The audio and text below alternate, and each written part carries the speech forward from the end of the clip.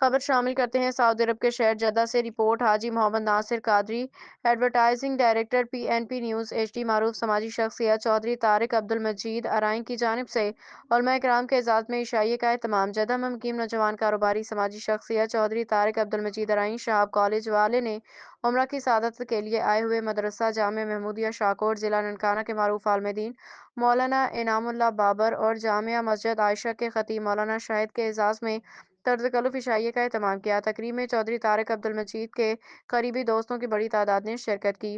مولانا انعام اللہ بابر نے عشائیے کے انعقاد پہ شکریہ ادا کرتے ہوئے کہا کہ اوورسیز پاکستانی ہمارا سرمایہ ہے جو ملک کی معیشت کی ریڑھ کی ہڈی ہیں۔ انہوں نے تقریب میں شرکت پہ دلی خوشی کا اظہار کرتے ہوئے کہا کہ یہاں دی گئی محبت سے ہمیشہ یاد رکھی جائے گی۔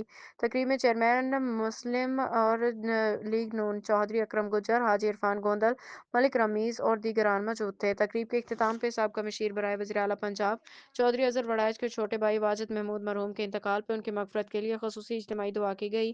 تعزیت کا اظہار کیا گیا۔